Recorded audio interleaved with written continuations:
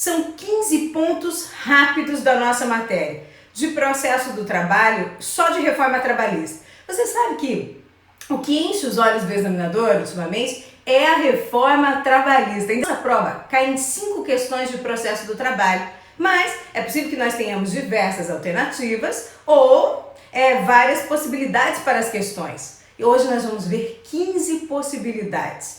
15 alternativas rápidas. A proposta é, eu passo para você o artigo, trago a matéria e você vai guardando. Quando chegar no final nós repassamos, eu vou perguntando para ver se você guardou 1, 2, 3, 4, 5.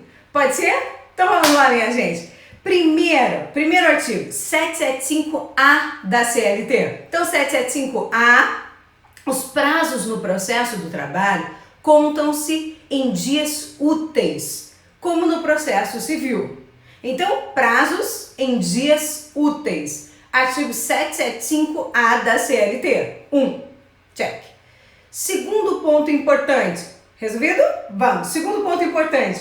Uma mudança. Vou falar do artigo 819, parágrafo 2º da CLT. 819, parágrafo 2º da CLT. Esse artigo mudou depois da reforma trabalhista. Então imagine, tem cheiro de questão de prova, pode sentir? Vai cair. Então o artigo 819, parágrafo 2º diz que quando as testemunhas ou as partes não souberem falar a língua nacional, os depoimentos serão tomados por intérprete. Então, se parte ou testemunha não souber falar a língua nacional, os depoimentos serão tomados por intérprete. Artigo 819, parágrafo 2º. 819, parágrafo 2º. Só que tem um detalhe. O que mudou foi o seguinte. Quem paga essas despesas do intérprete? É isso que você tem que observar. Quem vai pagar essa conta? A conta será paga pela parte vencida, salvo ser beneficiária da justiça gratuita. A reforma foi muito dura com o beneficiário da justiça gratuita. E aqui ele teve um momento de relaxamento. Aqui ele ficou protegido. Então isso chama mais ainda a atenção do examinador. Então quem paga as despesas do intérprete é a parte vencida. Vencida, salvo ser beneficiária da justiça gratuita. Salvo ser beneficiária da justiça gratuita. Repetindo o artigo 819, parágrafo 2º da CLT. Ok? Prontos para o terceiro ponto? Terceiro ponto. Custas no processo do trabalho. Custas. Artigo 789 da CLT. Custas no processo do trabalho. Quem recolhe custas é a parte vencida. Então, o vencido, na fase de conhecimento, recolhe 2% de custas. 2%. Observada, é isso que eu quero que você guarde, o mínimo e o que a reforma trouxe, o máximo de custas. Qual é o máximo de custas que serão recolhidas no processo do trabalho? 4 vezes o teto dos benefícios da Previdência. 4 vezes o teto dos benefícios da Previdência. Isso aqui é questão de prova. Gente, o examinador vai perguntar, existe um máximo de custas? Foi uma novidade trazida pela reforma. E você dirá, sim, e é de 4 vezes. 4 vezes, 20 e tantos mil reais, o valor é alto. Então não importa qual seja o valor da causa, pode ser de milhões, não importa. O máximo de custas que serão recolhidas, assim como o valor da condenação, pode ser de milhões. O máximo de custas que serão recolhidas no processo do trabalho é de 4 vezes o teto dos benefícios do regime geral da Previdência Social. Ok? Próximo. 3, agora vamos para o próximo. 4. A nossa quarta dica é sobre honorários periciais. O artigo é o 790B, parágrafo 3º da CLT. 790B, parágrafo 3º da CLT. Quarta dica. É ilegal a exigência de depósito prévio de honorários periciais. Não. O juiz não pode exigir depósito prévio de honorários periciais. Não pode exigir depósito prévio. É ilegal. Cabe mandado de segurança contra o ato do juiz. Então é ilegal a exigência de depósito prévio de honorários periciais. Posso ir para a próxima? Quando fechar 5, fazemos uma revisão. Topam? Então vamos lá. A nossa quinta é o artigo, vamos falar sobre honorários advocatícios. advocatícios? Artigo 791-A, parágrafo 5º da CLT. 791-A, parágrafo 5º. Cabem honorários advocatícios na reconvenção no processo do trabalho? Cabem honorários advocatícios na reconvenção? Sim. Então, hoje só processo, gente. Hoje só processo. Então, honorários advocatícios na reconvenção, sim. De forma normal, entre o mínimo de 5 e o máximo de 15%. 15%. Mínimo de 5, máximo de 15%. Ok? E cabe na reconvenção. Bom, artigo 791-A, A maiúsculo, parágrafo 5º. Então, a primeira questão. Os prazos no processo do trabalho são contados de forma contínua, ou em dias úteis. Veja, é isso que eu quero que você observe. O que torna a alternativa incorreta? De forma contínua é errado. Os prazos no processo do trabalho são contados em dias úteis? Sim ou não? Diga. Deixa fluir. Vamos lá. Outra coisa. Quem paga as despesas do intérprete é a parte vencida no processo. Ainda que beneficiária da justiça gratuita, cuidado. Ainda que beneficiária da justiça gratuita ou salvo-se beneficiária da justiça gratuita? Salvo-se beneficiária da justiça gratuita. Certo, gente? Então, quem paga as despesas do intérprete é a parte vencida. Salvo ser beneficiária da justiça gratuita. Salvo ser beneficiária da justiça gratuita. Muito bem, minha gente. Vamos lá, a próxima. Quero perguntar para vocês. Existe um mínimo para o recolhimento de custas, mas não existe um máximo. Não há máximo para o recolhimento de custas. Verdadeiro ou falso? Falso. Existe sim um máximo para o recolhimento de custas. Perfeito. E de quanto que é o máximo? É de 4 vezes o teto dos benefícios da Previdência ou o que ele vai cobrar de você? 40%. 4 vezes o teto, primeira resposta, ou segunda? 40% do teto. É isso que você tem que tomar cuidado. Responda para mim, 1 ou 2. 4 vezes o teto ou 40% do teto? 4 vezes o teto. 4 vezes. É isso aí. Aqui ele vai querer fazer uma pegadinha com você. Então, cuidado. Outra coisa.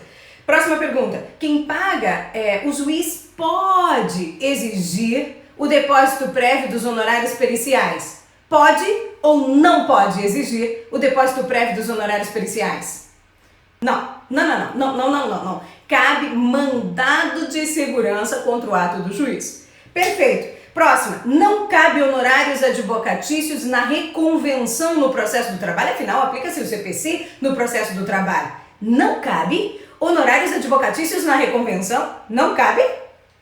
Oh Deus, cabe sim. Então, cabe honorários advocatícios na reconvenção no processo do trabalho, entre o mínimo de 5%, o máximo de 15%. Cabe sim, é isso aí. É isso, gente, cabe, adoro. Entre o mínimo de 5% e o máximo de 15% da mesma forma, ok? Próxima bateria, vamos? Então, 6, 7, 8, 9, 10. 10 questões agora, as próximas 10. Bom, separei aqui. Artigo, essa aqui, posso sentir o cheiro de questão de prova, mudança total com a reforma trabalhista. Artigo 793D, D maiúsculo, da CLT. Gente, testemunha no processo do trabalho mentia. Essa história vai mudar. Por quê? A testemunha, ela presta o compromisso de dizer a verdade, nada mais que a verdade, para que só conste na ata o que for verdadeiro, sob pena de responder pelo crime de falso testemunho. O artigo é o 793D, D de dado, 793D. Aí, ó, ela responde pelo crime de falso testemunho. Minha gente, quando foi que você ouviu falar que alguma testemunha foi processada e presa pelo crime de falso testemunho por causa do processo do trabalho? Nunca, não é? Quando foi que você ouviu falar que alguém falou? Nunca aqui. E aí as testemunhas se sentiam à vontade. O processo do trabalho era um lugar em que elas estavam à vontade para mentir. Porém, minha gente, essa história mudou.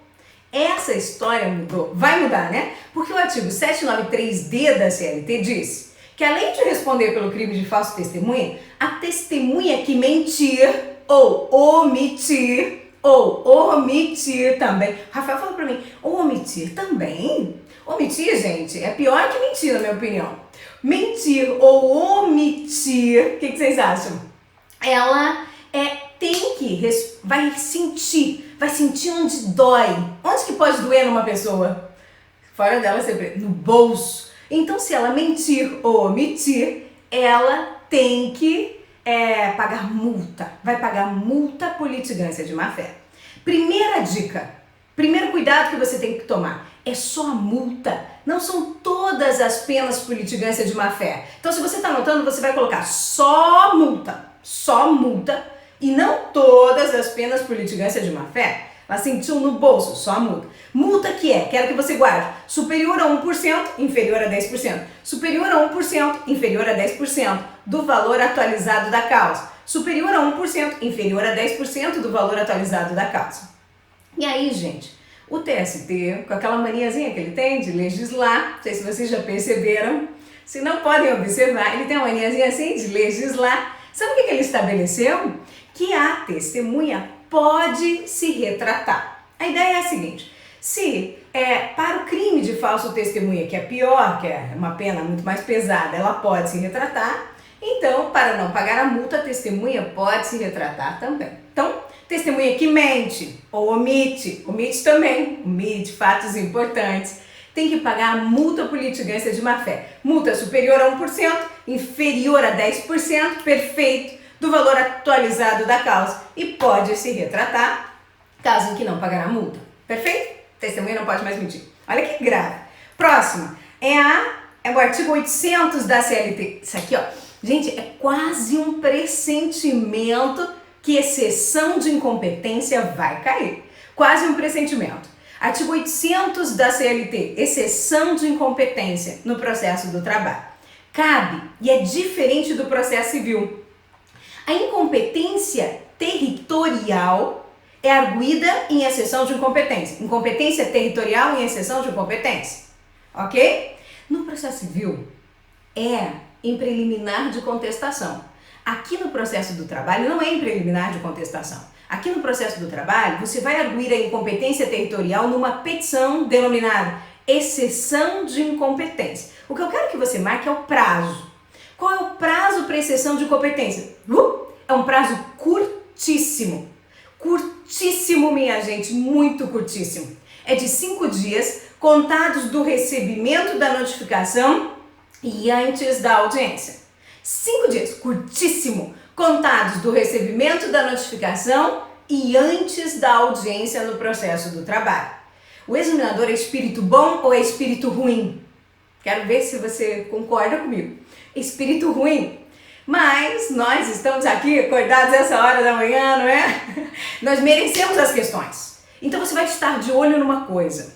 São 5 dias contados do recebimento da notificação e não com 5 dias de antecedência da audiência. É essa pegadinha que ele pode trazer. Se você estiver pronto, você nem sente que ele está com aquele espírito ruim, mas isso é tipo maldade. Ele está dentro do pacotinho de maldade dele. Cobrar o quê? Aquilo para o que você vai ficar preparado.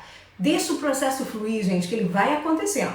Então, o que você tem que lembrar? Que o prazo é curto, de 5 dias contados do recebimento da notificação. Minha gente, seguindo. Então, o prazo é de 5 dias contados do recebimento da notificação. Aqui você não precisa anotar, é só para você sentir. O que você argui na exceção de incompetência? O prazo é de 5 dias contados do recebimento da notificação para apresentar a exceção de incompetência, dizendo que, juiz, você não é o territorialmente competente para processar e julgar reclamação trabalhista. Não, por quê? Porque você não é o juízo do lugar, agora, gente, do lugar da prestação dos serviços ou da contratação. Você pode ajuizar sua reclamação trabalhista de duas uma, ou no juízo do lugar da prestação dos serviços, ou no juízo do lugar da contratação. Repita mentalmente, repita. Ou do lugar da prestação dos serviços, ou da contratação. Ou da prestação de serviços, ou da contratação. Mas se ele não ajuizar a reclamação nem no lugar da prestação dos serviços, nem do lugar da contratação, exceção de incompetência. Agora você vai me responder. No prazo de quantos dias contados do recebimento da notificação? O prazo é curto. O prazo é curto. O prazo é de quantos dias? 5 dias. 5 dias contados do recebimento da notificação. Eu separei aqui.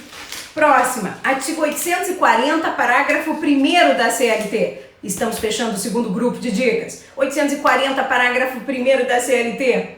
Gente, na reclamação trabalhista, agora em todas as reclamações trabalhistas, em todas, o pedido precisa ser certo, determinado e com valor. E com valor. Se você está anotando, você coloca com valor. Cada pedido tem que ter um valor. Cada pedido tem que ter um valor. R cifrão, valor em reais. Em todas as reclamações, todas. Antes isso era só para o procedimento sumaríssimo. Agora é para todo mundo. Então o pedido tem que ser certo, o pedido tem que ser determinado no processo do trabalho e sim, o pedido tem que ser com valor líquido. Líquido. Se não tiver valor para a nossa prova, o que vai acontecer é o arquivamento, extinção do processo. E se não tiver valor, um pedido, a extinção do processo em relação a esse pedido, ok? Então tem que ter fato, fundamento, pedido líquido, perfeito. Então o pedido tem que ser certo, determinado e com valor. Se não tiver valor, arquivamento do processo, extinção. Se um pedido não tiver valor, extinção do processo com relação àquele pedido, ok? Próxima, 841, parágrafo 3º. 841, parágrafo 3º. O que ele diz? Desistência, sobre a desistência da ação. Até quando você pode desistir, você reclamante? Sem o consentimento do reclamado. O reclamante pode desistir da reclamação sem o consentimento do reclamado. Sem o consentimento do reclamado, até quando? Até a apresentação da contestação. Mas, Ariana, e se a contestação for enviada eletronicamente, antes da audiência? Aí já não posso mais desistir. Então você vai fixar até quando que você pode desistir da reclamação sem o consentimento do reclamado. Você pode desistir da reclamação sem o consentimento do reclamado, até a contestação. Aí não importa mais o que ele diga, se a contestação foi apresentada em audiência, se ela é eletrônica, não, desistência até a apresentação da contestação. Acabou, resolvida essa alternativa, próxima alternativa de prova. 841, parágrafo 3º da CLT.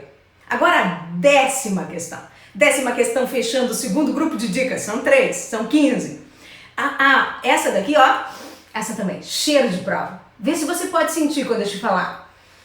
O artigo é o 843, parágrafo 3º da CLT. O preposto não precisa ser empregado na empresa. Não precisa ser empregado. Meu coração bate forte para essa questão, porque é tão simples, mas ela mudou muito a matéria, a forma em que o processo na prática vai ser conduzido. O preposto não precisa ser empregado na empresa. Ariana, então podem ir para a audiência 2 advogados? Um advogado e outro? Podem. Ele vai ter que se identificar, eu vim como advogado e eu vim como preposto. Eu vim como advogado e o outro veio como preposto, ok? Normalmente você quer se apresentar como advogado, não como preposto, mas enfim, um veio como advogado e outro como preposto. Então ele não precisa ser mais empregado da empresa como em regra tinha que ser no passado, antes da reforma. Então tem que ser, não precisa ser empregado, ok, gente? Então, super cuidado com isso, super cuidado. Agora, o que não pode acontecer é um único advogado, um único advogado figurar ao mesmo tempo como advogado e como preposto. O advogado tem que ter independência. Não. Então, eu posso ter 2 advogados, um como preposto e outro como advogado. O que eu não posso é um único advogado figurar ao mesmo tempo como advogado e como preposto. E tem uma questão fácil, alguém aí me lembrou que cai na prova. E essa é fácil, e às vezes de tão fácil você erra, sabe? Então cuidado com isso aqui. Nossa, foi um pressentimento, que é o seguinte: o preposto precisa ter conhecimento dos fatos. Tem que ter conhecimento dos fatos, ok? Ótimo, minha gente. Então vamos lá, 5. Fechamos o segundo grupo de dicas. Larga tudo que você está fazendo, libera aí a energia, larga tudo que você está fazendo e vou repassar essas perguntas, ok? As 5 últimas questões.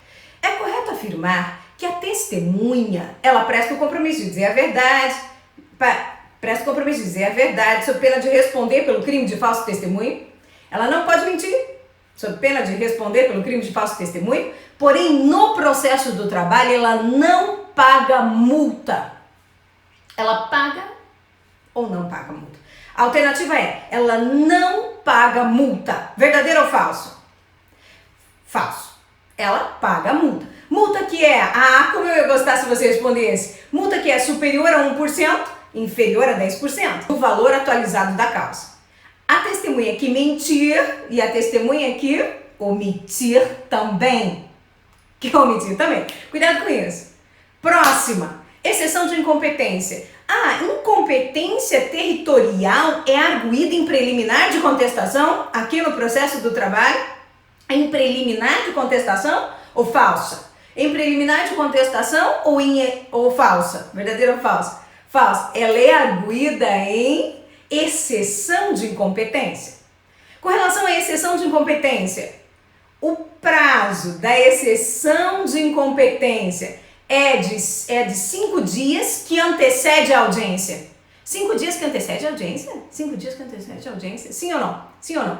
Solta aí, minha gente, solta a resposta, vamos lá que vai ser rápida. Não, o prazo é curto. 5 dias contados do recebimento da notificação. Curto, 5 dias contados do recebimento da notificação. Tá sentindo a matéria? Tá sentindo a emoção da notificação? É isso aí.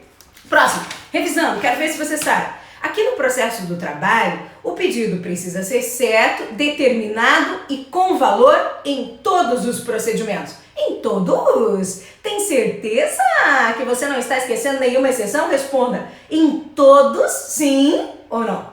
Em todos os procedimentos? Sim ou não? Sim, gente. Larga o sim aí. Sim, todos. Não deixa a prova te pressionar. Com determinado, o pedido tem que ser certo, determinado, com valor.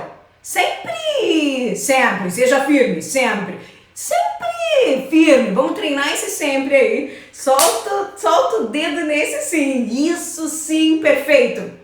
Artigo, a desistência da reclamação só pode ocorrer com a concordância do reclamado até, quero ver se já vem alguma coisa na sua cabeça, até a apresentação da contestação. Depois que apresentada a contestação. Se apresentada a contestação, aí não posso mais desistir sem a concordância do reclamado. Verdadeiro ou falso? Verdadeiro ou falso? Verdadeiro. O marco é apresentar a contestação. Até a contestação. Perfeito, é isso. Até a contestação, até antes da contestação, até a contestação. Ainda que eletronicamente, não importa o que ele diga. Maravilha, é isso aí, minha gente. Outro ponto. Último ponto, 10. O preposto, em regra, no processo do trabalho, precisa ser empregado da empresa. Sim ou não? Precisa ser empregado da empresa. Preposto precisa ser empregado da empresa? Não mais. O preposto, não mais precisa ser empregado da empresa. Você sentiu esse não? Maravilha, gente. Já fechamos 10 pontos da nossa matéria. E agora vamos para os nossos últimos 10 pontos da matéria. Vamos lá, minha gente. Preparados? Respira então. Vamos logo, vamos seguir para os 10 últimos pontos. Olha, já falamos de custas, já falamos de desistência, de reclamação, já falamos de preposto, já falamos de prazos que são em dias úteis no processo do trabalho, já falamos das despesas do intérprete, já falamos de custas, já falamos de honorários na reconvenção, já falamos de exceção de incompetência. É isso aí, pessoal! Vamos embora que essa prova é nossa! Próximo tópico que eu separei para vocês, o 11, é o seguinte: 847 da CLT. 847, parágrafo único da CLT. Próximo. 847, parágrafo único. O que você tem? Você pode apresentar a contestação no processo do trabalho de duas formas. Contestação do processo, de duas formas. Quais são as duas? Ou você apresenta de forma oral, no prazo de 20 minutos, oral no prazo de 20 minutos, ou de forma escrita. Minha gente, não se nega a ninguém o direito de apresentar uma defesa escrita, né? Imagine, oral em 20 minutos ou a defesa escrita no processo do trabalho. Aí aqui que vem a diferença. Se já implantado o processo eletrônico, não me venha com papel na hora da audiência. A coisa já está moderna. O artigo, aqui é o 847, parágrafo único da CLT. Então você tem que apresentar a contestação eletronicamente até a audiência. Até a audiência no processo do trabalho, ok? Depois, Se o processo não é eletrônico, você pode apresentar a defesa em audiência, escrito, porque aí o processo não é eletrônico, o seu papel vai ser bem recebido. Agora, se o processo é eletrônico, não chegue com papel. Olha que coisa. Tem que apresentar a contestação eletronicamente até a data da audiência, até a hora da audiência, ok? Até a audiência, antes da audiência. Já está lá no processo eletronicamente. Próximo, já é o item 12. O artigo é o 855-A, A maiúsculo da CLT. 855-A. Cabe no processo do trabalho o incidente de desconsideração da personalidade jurídica. Aplica-se o CPC. Então, cabe no processo do trabalho o incidente de desconsideração. Quando que eu preciso de um incidente de desconsideração da personalidade jurídica? Quando a empresa não tem patrimônio e eu quero levantar o véu e pegar o patrimônio dos sócios. Ou contrário, eu processo a pessoa física, você escondeu todo o seu patrimônio numa PJ. Então, eu quero alcançar o patrimônio da pessoa jurídica. Isso é possível no processo do trabalho quando se tem um requisito muito simples, que é a insuficiência de patrimônio da pessoa executada. Então, se a empresa não tem dinheiro para arcar com a condenação, tá aí já o motivo, o fundamento para eu alcançar o patrimônio dos sócios. Mas antes é preciso um incidente, um trâmite, um procedimento, que é o incidente de desconsideração da personalidade jurídica da empresa. Ele se aplica também no processo do trabalho. O artigo é o 855-A maiúsculo da CLT. O artigo é o 855-A maiúsculo da CLT. Próximo, já é a nossa 13ª dica, 13ª questão de prova. Vamos lá. Cabe no processo do trabalho um procedimento de jurisdição voluntária. Não cabia antes, que é o procedimento de homologação de acordo extrajudicial. Então, eu e meu ex-empregador, nós celebramos um acordo fora da Justiça do Trabalho. Fora! Nossa, como os juízes reclamaram disso, gente, quando a reforma trouxe essa mudança. Eu e vocês, vamos imaginar, você é meu empregador, você é minha empregadora, eu trabalho para você. Nós celebramos um acordo fora da Justiça do Trabalho e submetemos ao juiz para homologação. Ele pode homologar ou não, ele não é obrigado a homologar, nunca. O juiz não é obrigado a homologar acordo no processo do trabalho, mas nós podemos submeter. O juiz pode marcar uma audiência se ele quiser, mas ele pode homologar ou não esse acordo. Os dois detalhes que eu quero que você guarde aqui, que estão no artigo 855-B, agora é o B, da desconsideração era o A, agora é o 855-B da CLT, ele não tem que homologar, o juiz nunca é obrigado a homologar. Guarda isso, que às vezes é isso a questão de prova. E aí o que acontece? Para eu submeter esse pedido ao juiz, há dois requisitos. A petição tem que ser conjunta, escrita e conjunta, e os advogados têm que ser distintos, não podem ser comuns. Os advogados têm que ser diferentes. Eles têm que ter advogado. Então eu tenho que ter advogado, você, meu ex-empregador, tem que ter um advogado. Os advogados têm que ser distintos. Distintos é o que ele vai perguntar, ele vai dizer que podem ser o mesmo advogado.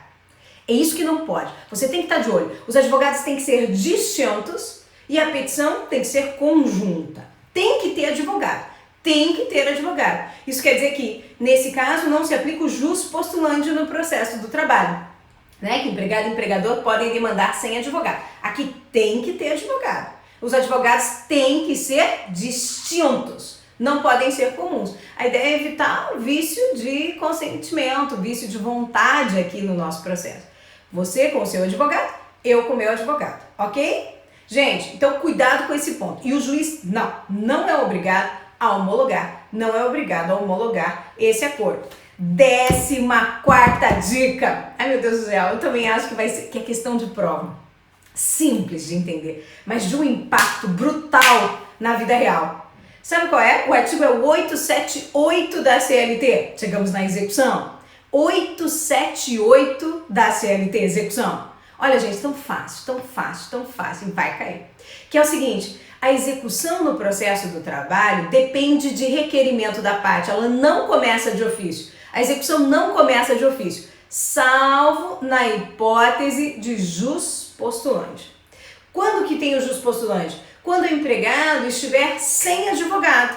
E ele pode estar sem advogado no âmbito das varas do trabalho e dos TRTs. Então, antigamente, poxa, no processo do trabalho a execução começava de ofício, que era muito bom. Com a reforma, isso acabou. Agora, para que tenha início a execução, eu dependo de requerimento da parte. Mas lembra, vamos voltar naquele tema que nós concordamos quase que com unanimidade. O examinador tem espírito bom ou tem espírito ruim? Espírito ruim. E ele gosta das exceções. Então, cuidado. A execução inicia com o requerimento da parte, salvo na hipótese de jus postulante. Então, não esqueça do jus postulante. Se o empregado não tiver advogado, aí a execução pode ser iniciada de ofício pelo juiz. Então, cuidado com isso, cuidado com o jus postulante. Agora, 15ª dica, última. Essa daqui já caiu depois da reforma, assim, algumas vezes. Caiu na primeira fase, já caiu na segunda fase, eles já se apaixonaram por esse tema. Então, para finalizar com chave de ouro, a nossa dica é a do artigo 879, parágrafo 2º. Gente, na execução, na liquidação, na verdade, veja, vamos imaginar que eu empreste R$1.000 para você. E você eu estabeleci o seguinte, se você não me pagar os R$1.000 no prazo, vai incidir juros, vai incidir correção monetária, vai incidir multa, vai incidir. E você então tem que me pagar os mesmos R$1.000, eu não quero nem um centavo a mais, nada a mais. Eu não quero nem um centavo a mais. Então, nos mesmos R$1.000, no final de um ano. Passou um ano, você não me pagou. Como passou um ano e você não me pagou, vai começar a incidir juros e correção monetária. 1 ano e 6 meses depois, quanto você me deve? 1 ano e 6 meses depois? Quanto você me deve? Não sei. Se eu não sei, eu vou ter que sentar e calcular. Eu sento e calculo quanto que isso aqui dá. E aí sim eu cobro. Elaborada a conta, então a fase de liquidação é essa, em que eu sento e calculo. O que eu vou fazer? Eu vou sentar, matemática não mesmo, mas enfim, eu sento e calculo, encontrei o valor da execução. Agora o juiz deverá ou ele poderá permitir a manifestação das partes? Essa é a sua pergunta de prova. Esse é o seu desafio. Elaborada a conta e tornada líquida na execução. Alguém fez as contas. O juiz deverá ou o juiz poderá permitir a manifestação das partes? Deverá ou poderá? Isso a vida toda foi questão de prova. E mudou. O juiz deverá permitir a manifestação das partes. Deverá. E em qual prazo? O prazo será comum de 8 dias. Deverá no prazo comum de 8 dias. É isso aí, gente! Agora larga o que você está fazendo. Larga o que você está fazendo, que eu vou perguntar as últimas questões para você. Pode ser? As últimas coisas que nós vimos para fechar com chave de ouro o nosso encontro. O artigo aqui era o 879, parágrafo 2º. Da última leva, das 5 últimas questões. Quero ver se você ainda lembra. Olha só, você pode apresentar a contestação eletronicamente, por escrito. Você pode apresentar a contestação de forma oral ou escrita. Se já tiver processo eletrônico implantado, você pode apresentar a contestação até a audiência eletronicamente? Até a audiência, sim ou não? Sim ou não? Sim, até a audiência. Eletronicamente, enviar para o processo até a audiência. Até a audiência, confirma aí para mim. Até a audiência. Fechou. Muito bom. Próximo. Se aplica o incidente de desconsideração da personalidade jurídica da empresa no processo do trabalho? O incidente de desconsideração da personalidade jurídica da empresa lá do processo civil se aplica aqui no processo do trabalho? Sim ou não? Sim. Se aplica aqui no processo do trabalho. Perfeito, sim. Próximo. É possível que empregado... Veja a alternativa completa para você dizer se é verdadeiro ou falso.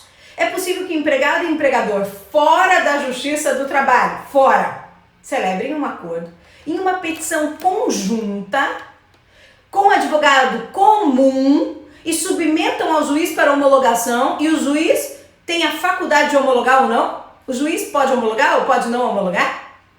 O advogado vai ser comum, o advogado pode ser comum. Diga pra mim. Tá certa essa alternativa? Verdadeira ou falsa? Diga sim ou não, ou coloca um dedo pra baixo, não, ou solta essa matéria, coloca um não, alguma coisa, não. Você não vai dizer que o advogado pode ser comum. Prometa, eu prometo. Jamais falaria um negócio desse. Próxima. A execução do processo do trabalho começa em regra de ofício. Em regra de ofício. Salvo quando eu tenho jus postulante. Olha só, me diga uma coisa. A execução, em regra, começa de ofício no processo do trabalho? Jamais, de ofício não mais, não. Salvo em uma hipótese, que é aquela hipótese do pacote de maldade, salvo na hipótese do jus postulante no processo do trabalho. Ok, gente? Ótimo. Próxima pergunta, última, elaborada conta e tornada líquida. Elaborada conta na execução, elaborada conta e tornada líquida, o juiz poderá permitir a manifestação das partes no prazo sucessivo de 10 dias. Sim ou não? Agora solta, minha gente. Solta essa resposta. Foi a última. Me diz uma coisa. Ele poderá permitir a manifestação das partes? Poderá ou deverá? Poderá ou deverá? Isso aqui você não cai. Poderá ou deverá? Deverá permitir a manifestação das partes no prazo, que é o prazo comum, conta-se ao mesmo tempo para o reclamante, reclamado, né? Exequente, executado, de quantos dias? Último, 8 dias. 8 dias, é isso aí, 8 dias. Minha gente, 15 questões, nós batemos 15 questões, vocês se esforçaram, vocês são demais, vocês merecem passar nessa prova, vocês são capazes de passar no que vocês quiserem, vocês são capazes de pagar o preço, capazes de sentar, capazes de ficar até o final, capazes de responder, certeza absoluta. Olha, esses tempos eu li uma coisa que eu achei incrível, que é o seguinte, é tempo de plantar, há tempo de plantar e há tempo de colher. Então hoje você está plantando as flores do seu jardim e um dia você vai sentir o cheiro das rosas. E eu vou dizer uma coisa, quantas vezes já plantei e já senti esse cheiro das rosas? Gente, como eu já gostei de sentir esse cheiro das rosas. E como você vai gostar de sentir esse cheiro das rosas que você planta agora. Parabéns pela sua dedicação.